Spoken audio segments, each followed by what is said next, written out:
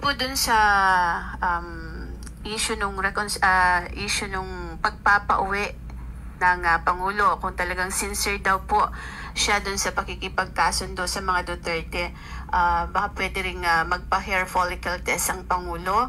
May mga condition po para lang maipakita daw yung sinceridad po ng ating Pangulo dun sa kanyang pakikipag-reconcile or pakikipagkasundo sa mga Duterte. Ano pong reaction ng Malacanang dito?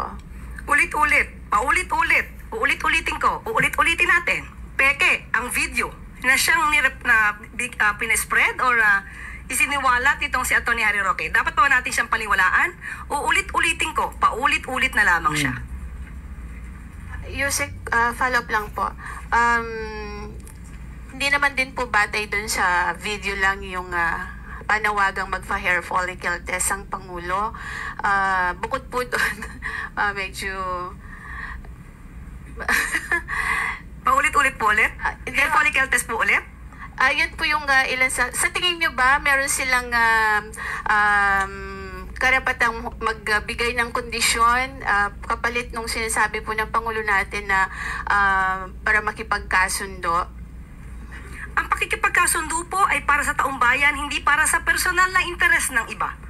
Alalahanin po natin, maliwanag, uulit-ulitin ko ang sinabi ng Pangulo, sa lahat ng tao, gusto niya pong makipagkasundo para magkaroon ng stability, magampanan ang dapat magampanan at hindi madiskaril ang trabaho ng gobyerno.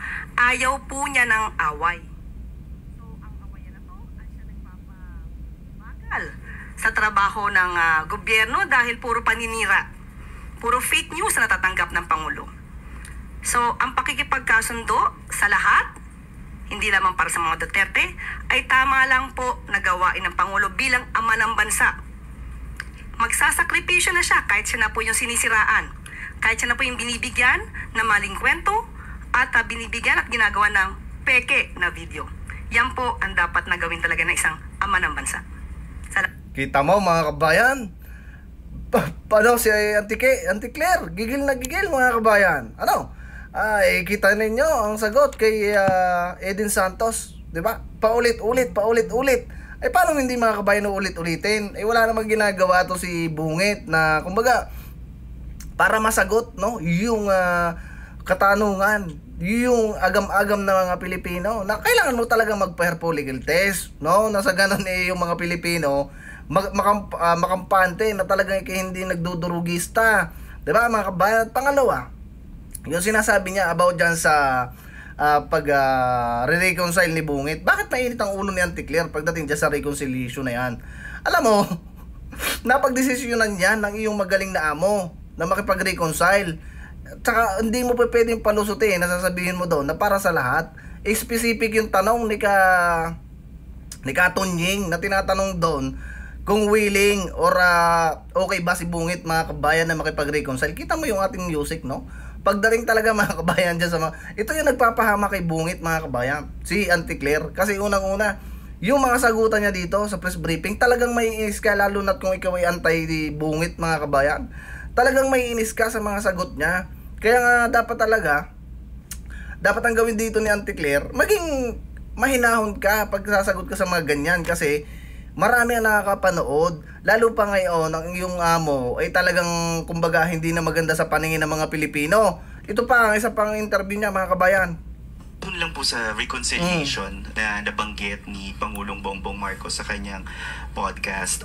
Well, maraming nag-welcome on this offer of the President. Yung ibang political analysts believes that while unity is important, reconciliation should still be grounded on principles like truth, accountability, and respect for institutions. So parang how does Malacanang respond to concern that reconciliation may come at the expense of accountability? Lalo na po, for example, nahaharap din si Vice President Duterte sa impeachment trial. Tandaan po natin, wag po tayo mag-focus na sinasabing open for reconciliation para lamang sa mga Duterte. Maliwanag po ang sinabi ng Pangulo sa lahat ng tao na maaaring hindi kapareho ng kanyang paniniwala o ng prinsipyo o ng polisiya. Mas maganda kung lahat ng tao ay makakasundo niya para po sa taong bayan, para magkaroon na po ng tuloy-tuloy na pagtatrabaho para sa bansa. So wag nating isentro ang open for reconciliation sa mga Duterte. Hindi po gagawin ng Pangulo na lumabag sa batas para lamang sa isang rekonsilyasyon. Hindi po magpapadikta ang Pangulo sa mali. Hindi po tatalikuran at babaliktarin ng Pangulo ang batas para lamang pagsilibihan ang personal na interes ng iilan. So, tandaan po natin, lagi pong sa batas ang Pangulo. Kaibigan o batas? Batas pa rin po ang pipiliin ng Pangulo.